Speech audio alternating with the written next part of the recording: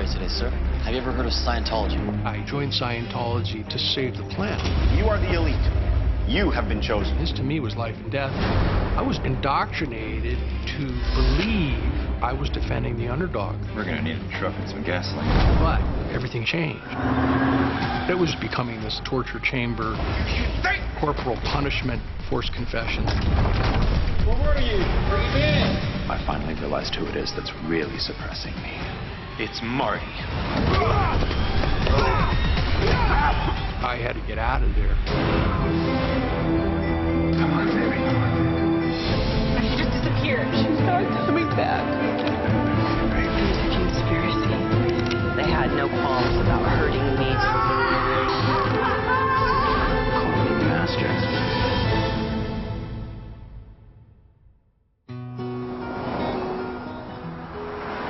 I dropped out of university in the summer of '77. I wanted to live a life of adventure, and I wanted to find the answers to the world. I was doing a lot of traveling. I was hitchhiking up and down the coast, and I was working in agriculture to finance it. I was living my dream. One day, I called my dad. Hey, Dad, it's Mark. What do you mean? He told me that my brother, Bruce, had gotten into some kind of altercation and was arrested, and he was committed to a mental institution. My dad was very distraught, and it was devastating for me, too. All right, bye. So I decided to hitchhike up to Portland and see what I could do about my brother, find out what was going on.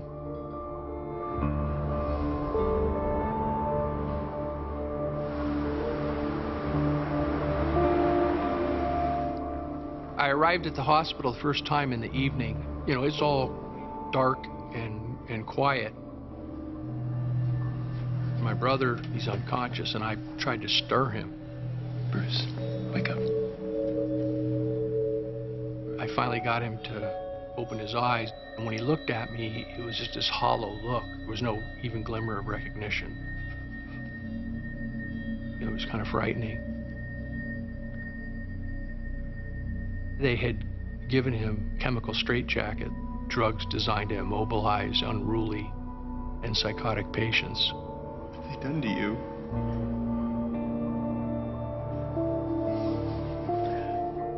I just hugged him, and I cried, and I told him, I'm gonna get you out of here.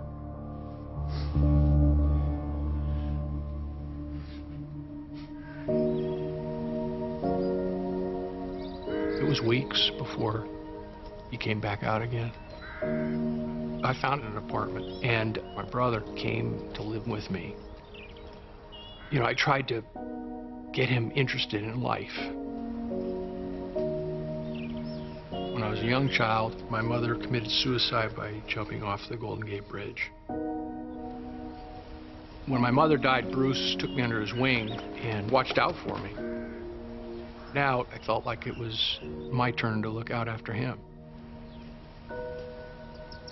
Over time, you could see him start to come out of his shell more, and I was happy about it.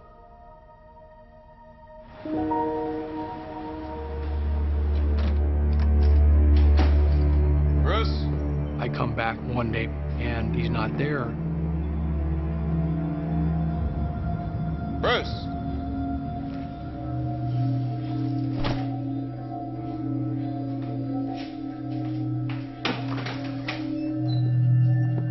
Hey, Hi, Mark. you see my brother? I find out he's been recommitted. What? He'd taken some kind of recreational drug, got himself into a state, and wound up back in the hospital. It was a devastating blow. I'm bending over backwards, trying to help him out, and the moment I took my eye off him, he was off doing drugs. At that point, I was ready to give up on him. And so I just said, screw it, I'm done with this.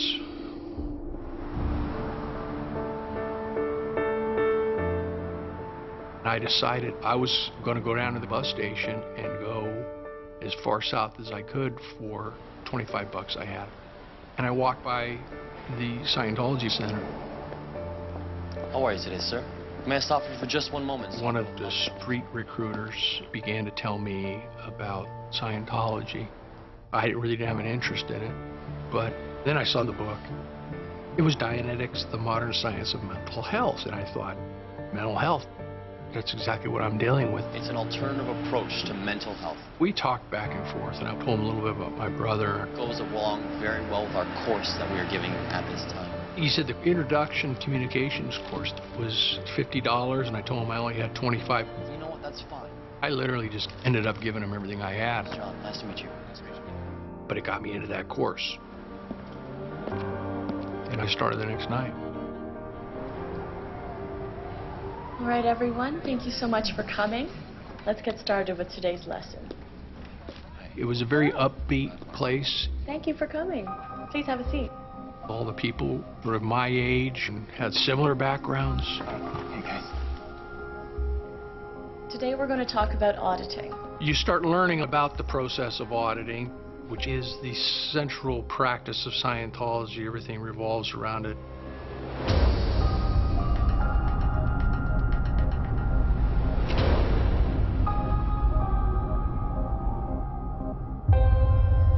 So we'll just start with some simple questions.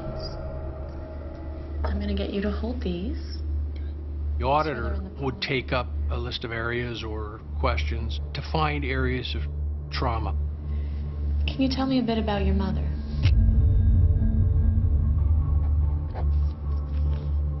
She killed herself. It's incredibly cathartic to be able to face all of your demons. What about your relationship with your brother? He's pretty troubled himself. So I started talking with my supervisor about what I was going to do about my brother. Thank you for your honesty, Mark. It's good to get it off my chest. The mental health system is telling me there's no solution for my brother. I thought maybe Scientology was an alternative. And this to me was life and death. I'll see you again soon.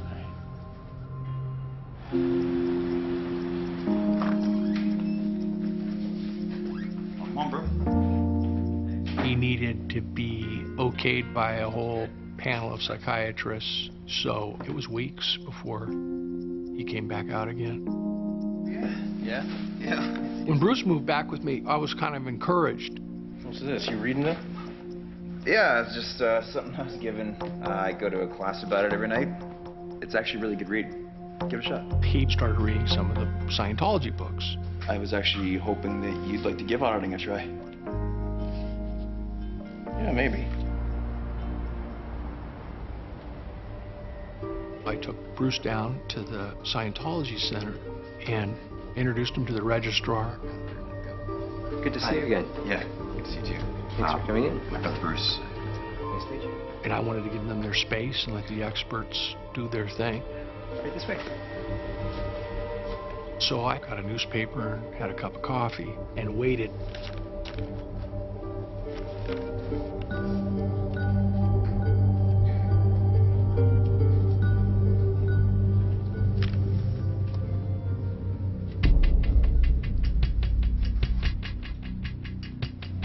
Suddenly I see this figure flashing by, and it's Bruce, and he's heading out of it like there's a fire in the building. Hey, Bruce. What happened, brother? And I run up to catch up with him, and he's just walking in a fury. He just wouldn't talk. Stop and talk to me for a second. And I'm like, Bruce, man, what happened, brother? And so I had to go back to find out what happened.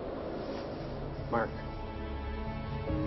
What did you say to him? I was told that Bruce couldn't receive auditing because he had an institutional history. I told you he had mental illness before I brought him in. And he said Scientology had a long-standing policy to not accept people for counseling who had an extensive psychiatric history. I don't care about your stupid policy! And I had been leading Bruce to believe there is still hope. And he's told, there's no hope for you. This is ridiculous. When my brother got rejected, his whole world caved in. So I'm completely disappointed. What am I going to do? So I came up with a solution. The solution was if they can't handle them, I'll handle them. I'll learn all that they know, and then I'll use that with my brother. I would learn to be an auditor myself. One night, my brother comes in drunk.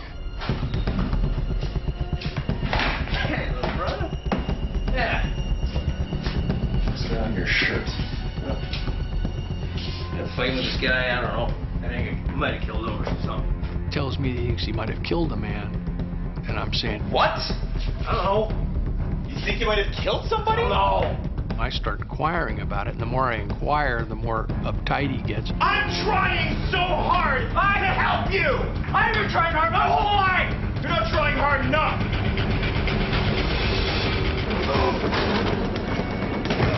He throws me on the concrete. My head went bang and was bounced off of it.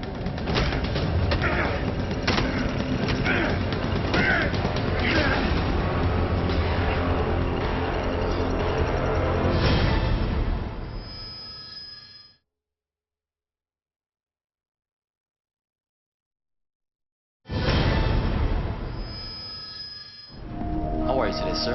Have you ever heard of Scientology?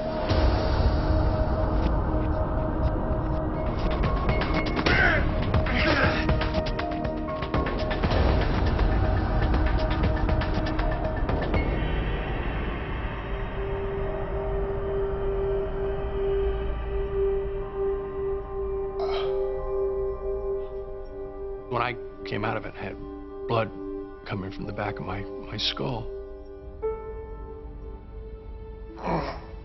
And I realized my brother might have put my lights out forever when he jumped me. That was a tough moment. I felt very much alone.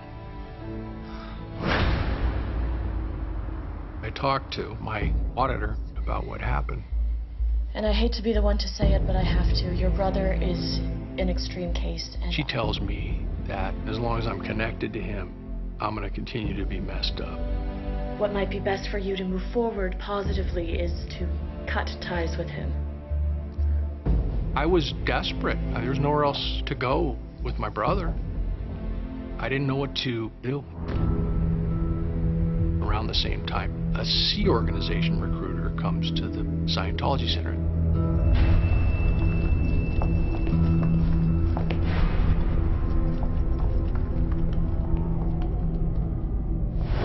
How are you?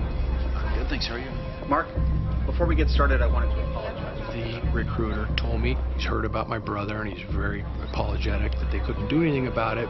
And he's really an impressive talker. Able to treat him? I'm being told that not only are we going to be dealing with my brother, we're going to deal with mental healing on the entire planet. All that mattered to me was to try to mend my family. And so I was in. You can go in there and sign that contract right away. Let's go. Excellent. Let's do it. The SEER contract is for 1 billion years, which I took to be a symbolic thing, that it's a lifetime commitment. I didn't think twice about it. I thought, life is not worth living if I can't salvage what's left of my family. And so I signed the contract. Mark, welcome to Sea Org. Thank you. And off to LA I went in January of 1978.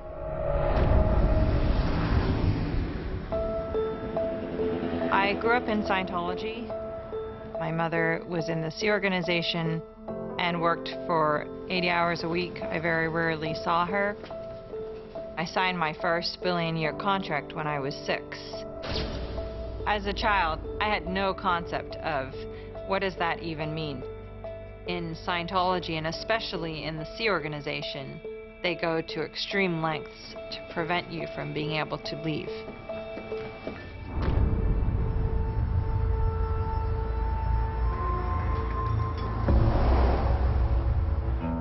Good day, everyone. Welcome to Los Angeles. You are the elite. I was Now. put on a team known as the Estates Projects Force. You have been chosen.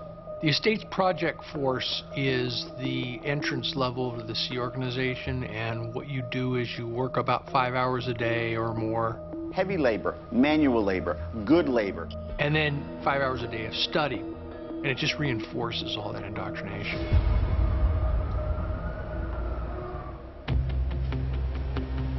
My job was renovating this entire complex. It was sort of high morale type of work with a bunch of people that were, you know, kind of excited about what they're doing and purposeful. I was very successful, and so it was only a couple weeks where I got chosen to go on a different project. Mark. Good to see you again. Mark, I've got something very exciting to offer you. Something that's only offered to a very select few. I was asked to go over the rainbow. And I think you're the man for the job. Over the rainbow is the innermost sanctum of Scientology. You're going to be working in very close contact with our leader.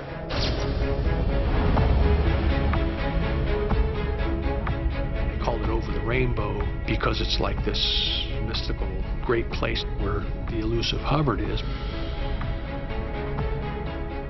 There was a tremendous amount of mystique surrounding Hubbard. He was a very charismatic figure. Well done. Thank you.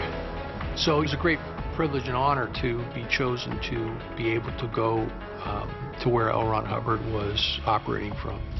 Mark? Sir? There are some security procedures you must follow to the letter.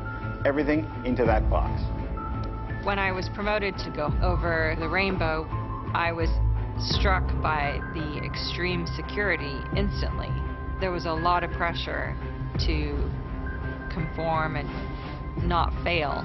I had to put all my belongings in a box, and somebody would pick those up and take them over the rainbow. Put these clothes on. I was told I had to go to a designated place and make sure I wasn't followed. This is the depth of the security that went on.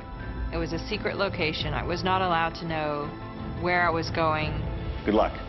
Thank you, sir. It was a pretty extreme process. I waited in a parking lot where I got picked up. Mark. Hey. Sarge. See you. Sarge told me everybody had to have an AKA, and also known as. So I chose Marty, and then the name stuck with me.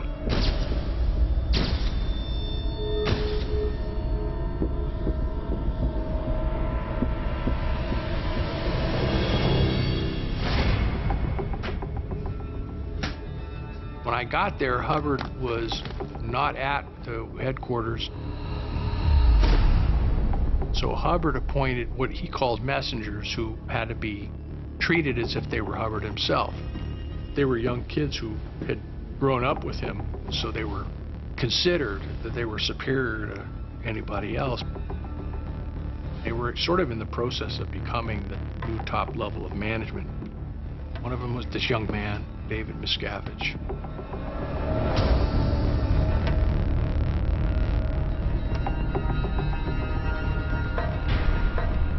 I lived in fear of David Miscavige. He was not to be crossed. He had a serious reputation. You had to be on your best behavior. You could very easily get in trouble around him. If you were insubordinate or if you were impolite, it was as if you were telling Hubbard and you were treating him in that way. One of the projects we had to do was to defiberglass Hubbard's home while he was gone. We had to gut all the fiberglass insulation in the house and replace it. Miscavige would come in and do a white glove inspection. It's a military term, but you take a white glove and you rub it up against the furniture. If I take a white glove and I find anything that's detectable in that glove anywhere, it's a flunk.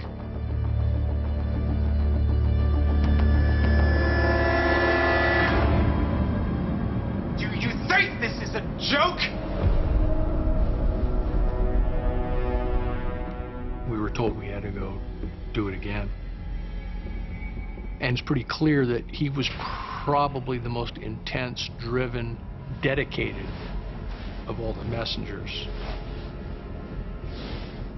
Forget the moralities. The person who gets it done, that's who gets the accolades, and the person who gets in the way is the person who gets the penalty.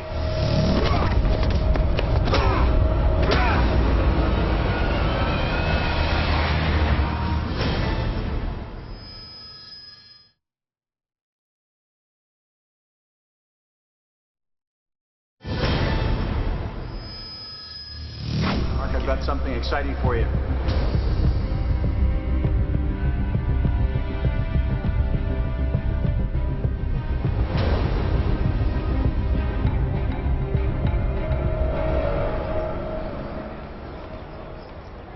One day, my father called me. He told me that my brother had died.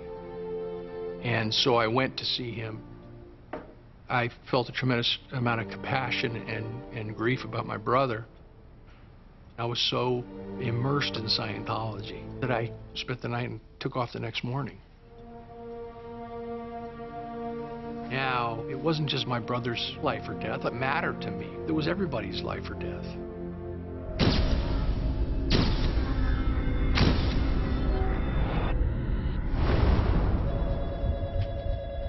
I got promoted into L. Ron Hubbard's external communications unit. There was a great fear that the government was trying to infiltrate and destroy Scientology. And I realized the extent to which they could go to protect Scientology from the outside world.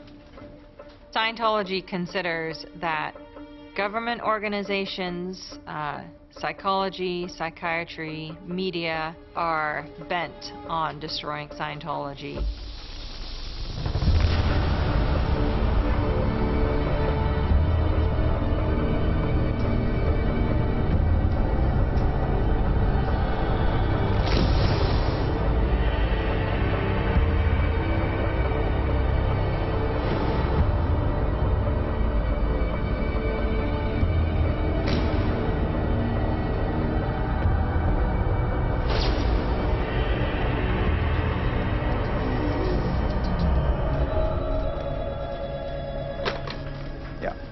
I got appointed to the All Clear unit.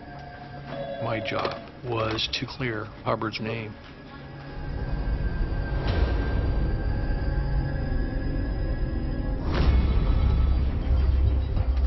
Soon I knew more about illegal operations in Scientology than anybody. There's 100,000 pages of documents detailing in excruciating detail the most horrendous, nefarious harassment operations against media people, private individuals, former members. It was shocking. Then it became this whole international issue.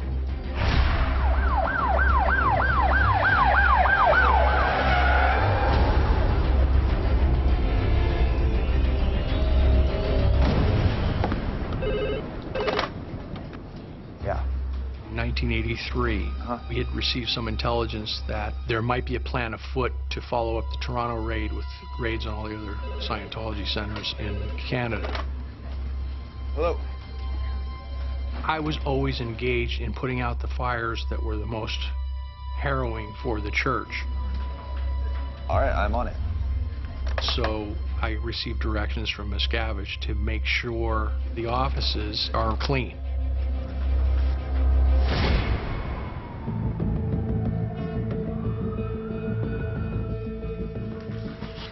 Start at the top and take down whatever you can find. Okay. I went to Ottawa, found the guy who was in charge of the files that they had there. The files were unbelievable. They had walls lined with file cabinets of intelligence on virtually every politician that ever walked. So I told him what the score was. We were cleaning up. We're gonna need a truck and some gas. He said he knew a place that was remote where we could have an unlimited sized bonfire. Within 48 hours, we destroyed all of the evidence of wrongdoing from coast to coast in Canada. I felt completely justified. I believe there's this vast conspiracy to destroy us while we were trying to save the planet. So the ends justify the means.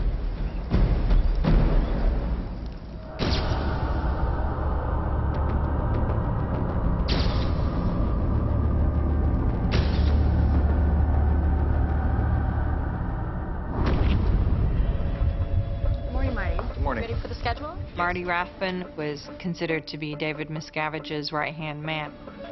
I was Marty's direct junior. Yes. Hello. Marty's word was followed as if it were coming from David Miscavige. Hey, yeah, I think I got another one. After Hubbard's death, a number of high-level people defected from Scientology, which was unprecedented. Another one? In response, the security was heightened by Miscavige. Yeah, I'm ready. Give it to me. As Inspector General, I was responsible for all of security, which included the institution of the blow drill to prevent people from leaving. I need you to get me all the personnel files on this person right here. Right away. In Scientology, the term blow is an unauthorized departure. Someone who blows is someone who escapes. This is the Inspector General. Put me through to security. It was never something openly talked about when somebody blew, but it was considered to be a very bad thing. Yes, we got another one. We're going to have to initiate the blow drill. The blow drill varied depending on the nature of the person who blew. And so the closer they were to David Miscavige, the more intense the drill would become. First thing it would entail is going through all their personnel folders to figure out all the different places that this person might go. We'd get possibilities down to, okay, well, he's talked about his parents in auditing session about longing to see them, so we're pretty sure he's going that way. He's driving a gray sedan. Keep your eyes open for that. We would get groups of people calling motels along that route to see if somebody's there. Hello, is this the Sunnyside Motel? If the person's there, Can you tell me when he checked out? boom.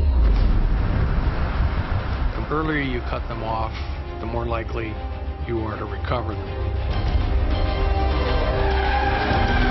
If you didn't get them within the 6-8 hours, you would hit a whole different level of sophistication. You'd get their credit card information, their bank account information, and check to see what their spending habits were. We did the same things with the phone companies. You get who's going to impinge on him the most, his best friend, his senior. You get them in a car, boom. They're at the place, bam, bam, bam. Open the door, get him in there, high pressure. You need to take a seat. The last resort was to use what we call severe reality adjustment. Where were you? Where you been? We know a lot more about you than you think we do. You can't just disappear like that. And that means getting right up in somebody's grill and overwhelming them with volume. When were you planning on coming back? Story, okay? To the point where they're reduced to some weakened state where they're changing their ways.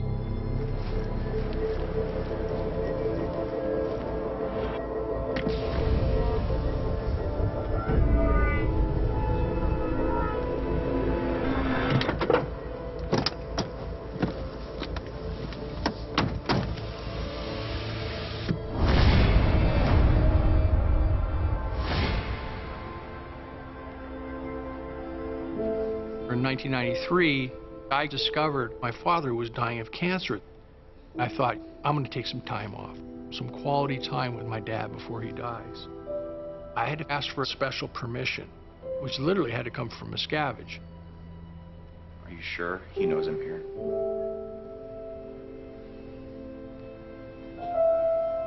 Not only could I not get a leave of absence, I couldn't even get into a position where I could ask for a single day off.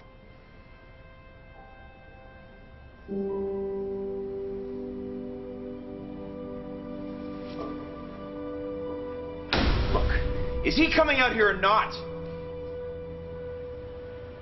No, forget it. I'm done. So I said, F it. I got on my bike and I left. I totally blew. Getting space and getting distance. That's all I was thinking about. I drove as far as I could. Always people would get in trouble after somebody blew. How was this able to happen? Who let it happen? And those people would get in a lot of trouble. They were hunting me down like a dog in the street. I want all the files on Marty Rathburn. All of a sudden, we were told to gather up all of Marty's auditing records where he confided all of his deepest, darkest secrets. He had close to 100, and those were all being very thoroughly gone through.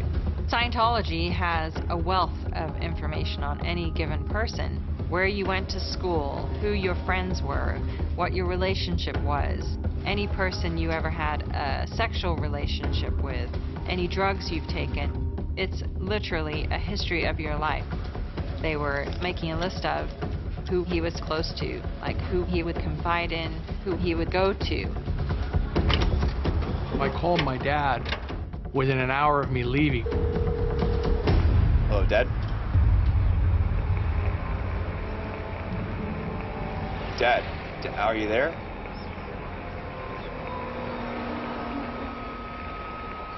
Dad, it's me. Are you okay?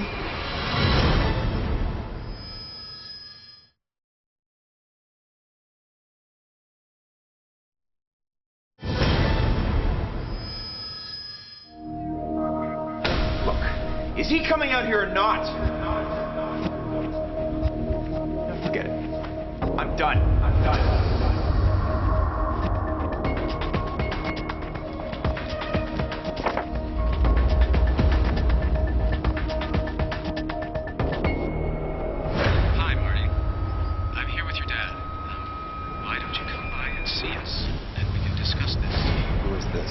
They sent some people to my father's deathbed within 2 hours of me leaving. I'm not coming back. The guy was telling me David Miscavige is having a nervous breakdown because he feels he mistreated you and it's destroying him. I'm not coming back. I couldn't go to my father's deathbed because they're going to try to get me to come back. I called my dad. But the same person answers. Put my dad on the phone. He was begging me to take the call from Miscavige. No, look, I already told you. I have nothing to say to him. The guy gives me this sympathy pitch to beat all sympathy pitches. Fine. Put him through. Hello, David. He was begging me to come back. He said, please meet me. He said, I'll get on a plane immediately. I'm the last guy in the world who's going to be intimidated. And so I'm the one guy he has to freaking kowtow to and treat as a decent human being. I'll tell you what, I'll meet you in 2 days.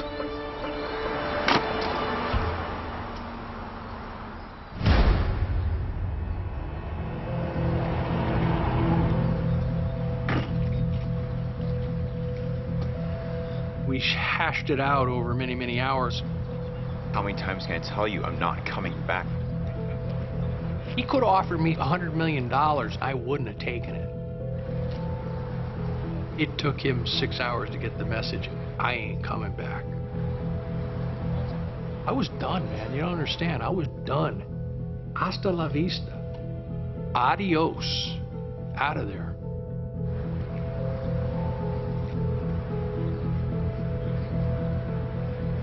He then pulled out this enticement. What if we were to train you as a top-level auditor? That I could finally train as an auditor. That's extremely appealing to me because it's the whole reason I got into Scientology in the first place. The only thing that possibly would appeal to me is training to be an auditor. Say yes. And so I agreed to his offer and we returned to the organization. All right, yeah, for sure. Thank you.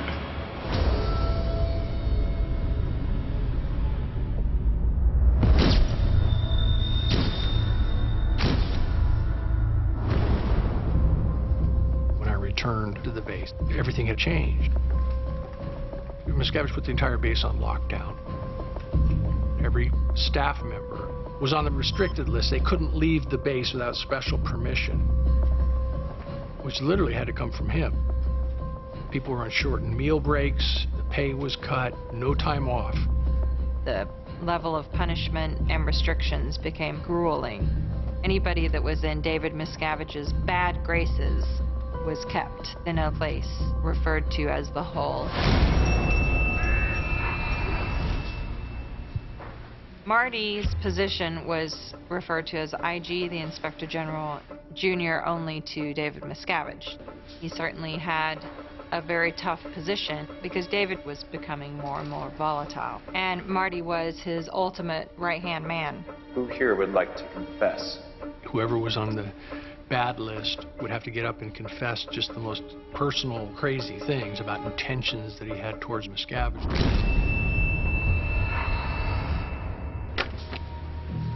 There was this guy who would not confess anything. Get up.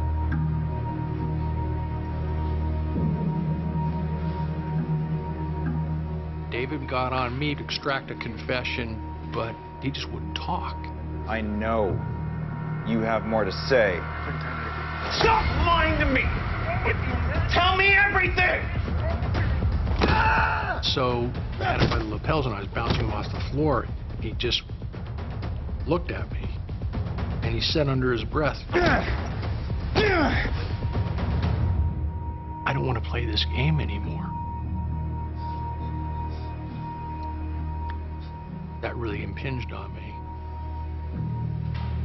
I didn't say anything, but I let him loose. I was the greatest defender of Scientology, but I got to the point where I went, I am really disgusted with what we and I have become. And that ultimately, I think, was the flashpoint for me. Shortly after that, I was really in a state. Did you give him a black eye?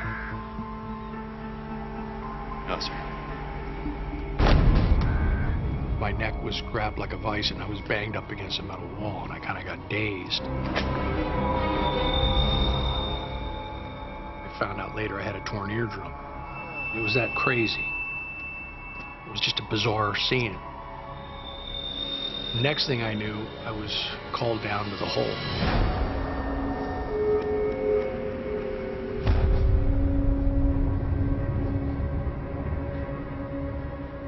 When I got put in the hole, David Miscavige made this great announcement.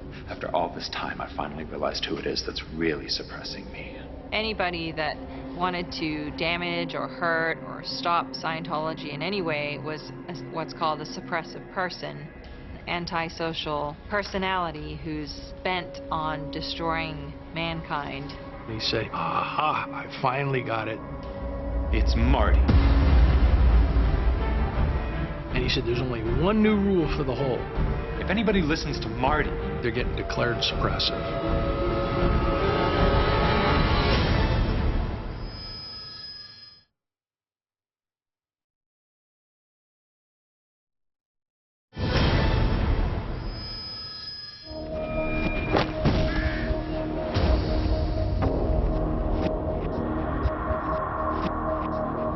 there's only one new rule in the hole. If anybody listens to Marty, they're getting declared suppressive.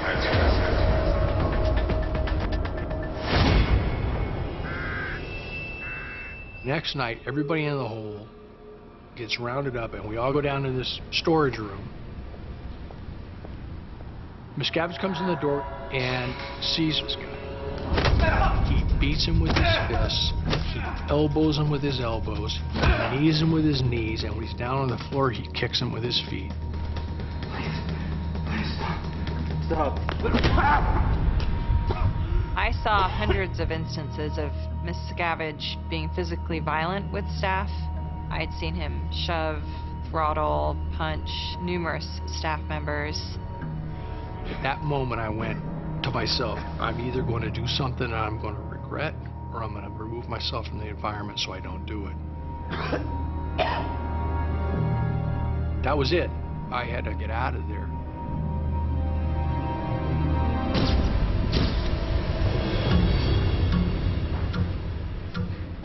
We are all heading back towards the hole.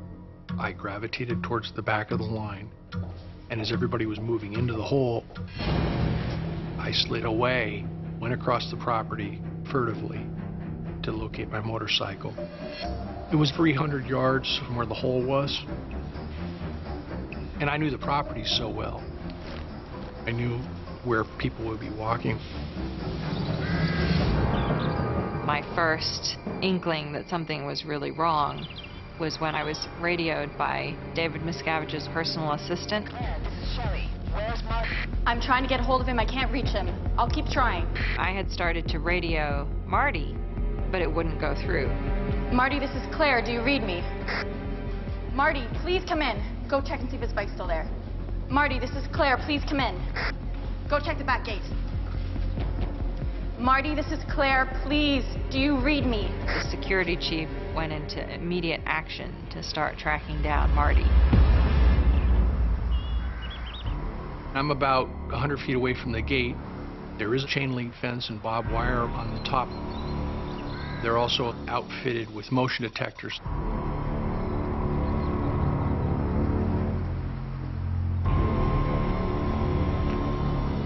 There's no sign of him here.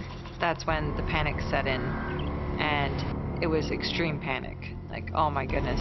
I knew heads were gonna roll. And at that point is when the blow drill was activated. I waited for some time until I see a vehicle. I knew that there was a lag on that gate if I timed it right when that car had gone through. I have 8 to 10 seconds before it got too small of a gap to get through. I'm just waiting for the moment. All my senses got really acute.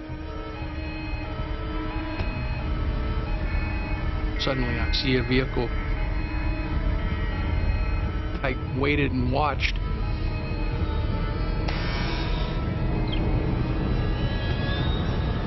As soon as the gate was nearly open, he started to go out. I had an opportunity.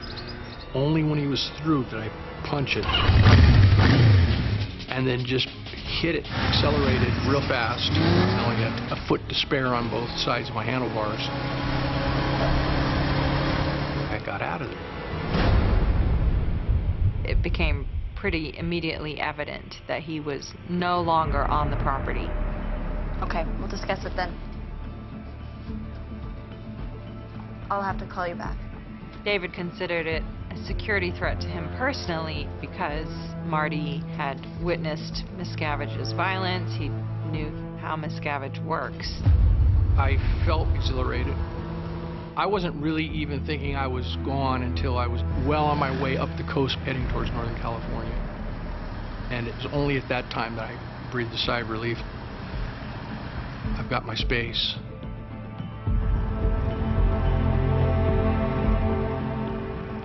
Marty was the only layer between me and Miscavige, so I knew I would get in trouble. I was removed from my post and put on heavy manual labor. I was denied dining hall privileges, and I ended up with extreme weight loss, barely sleeping. I was just a wreck.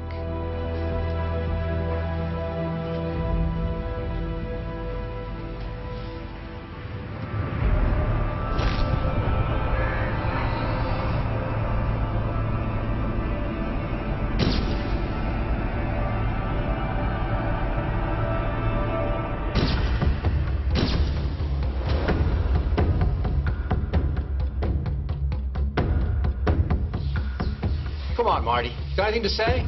I should get off my property, boy. You can't even defend yourself on this, can you? Why don't we come out here and finish the interview, Marty?